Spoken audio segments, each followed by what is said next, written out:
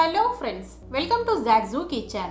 இன்னைக்கு நம்ம zaagzoogkitchenல பார்க்க போறது ரொம்ப டேஸ்டி and கிறிஸ்பியான நியூ ஸ்நாக் ரெசிபி. அதாவது flower garlic bread pizza recipe தான் பார்க்க போறோம். நான் இந்த வீடியோல bread-ஐ வந்து flower shape-ல fold பண்றப்போ bread வந்து உடையாம இருக்குறதுக்கும் bread-ஐ வந்து ரெண்டு விதமா flower shape-ல பண்றதுக்காக டிப்ஸும் சொல்லியிருக்கேன். வீடியோ வந்து ஸ்கிப் பண்ணாம பாருங்க.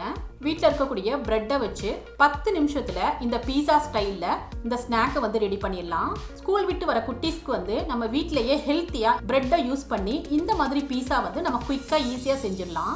ஃப்ரெண்ட்ஸ், இந்த வீடியோ உங்களுக்கு பிடிச்சிருந்ததுன்னா ஷேர் பண்ணி சப்ஸ்கிரைப் பண்ணிக்கங்க.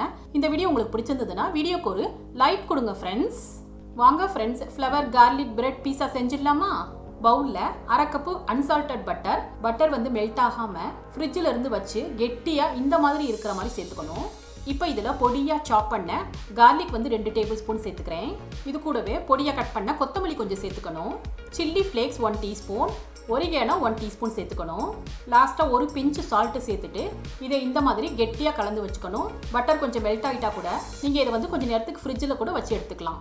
நெக்ஸ்ட்டு ப்ரெட்டை வந்து ஃப்ளவர் ஷேப்பில் பண்ணுறதுக்காக நான் ஒரு பீஸ் வந்து ப்ரெட் எடுத்திருக்கேன். ஃப்ரெண்ட்ஸ், இந்த ப்ரெட்டை வந்து நீங்கள் இப்படியே வந்து கட் பண்ணோம்னா இதோட சைட்ஸ் எல்லாம் கட் ஆகிட்டு ஷேப் வந்து பெர்ஃபெக்டாக ஃப்ளவர் ஷேப்பில் வராது.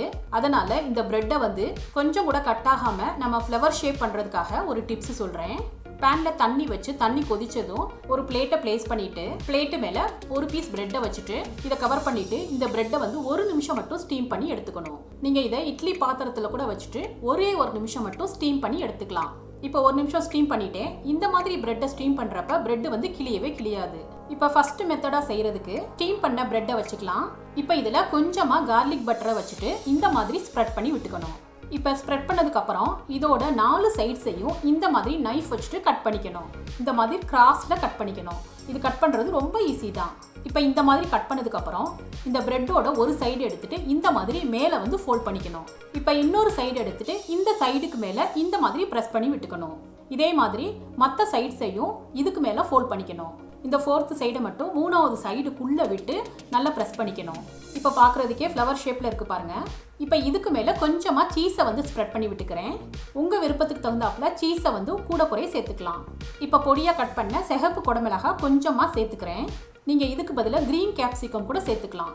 இப்போ இதில் வேக வச்ச கார்ன் கொஞ்சம் சேர்த்துக்கிறேன். பீஸா டேஸ்ட் வர்றதுக்காக கொஞ்சமாக ரெட் சில்லி ஃப்ளேக்ஸை வந்து தூவிக்கணும். அதே மாதிரி ஒரிகானோ கொஞ்சம் தூவி விட்டுக்கிறேன். இப்போ கார்லிக் பிரெட் வந்து பீஸா ஸ்டைலில் ரெடி ஆயிடுச்சு. பார்க்குறதுக்கே ரொம்ப அழகாக இருக்குது பாருங்கள்.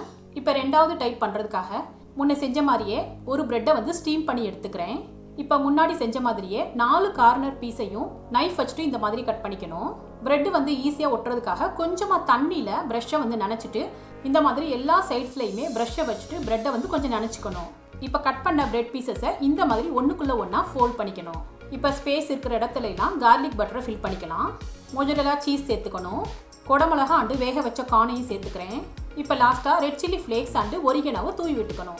இப்போ ப்ரெட்டை பேக் பண்ணிடலாம். கடாயில் வந்து கொஞ்சமாக பட்டர் அப்ளை பண்ணிக்கிறேன். இப்போ ப்ரெட்டை வந்து ப்ளேஸ் பண்ணிவிட்டு இதை லிட்டால் கவர் பண்ணிவிட்டு இதை ஒரு 3 மினிட்ஸ்க்கு மட்டும் குக் பண்ணிடலாம். இப்போ 3 மினிட்ஸில் சீஸ் நல்லா மெல்ட் ஆகி ப்ரெட்டு நல்லா பேக் ஆகிருக்கு. பார்க்குறதுக்கு பீஸா மாதிரியே இருக்குது பாருங்கள்.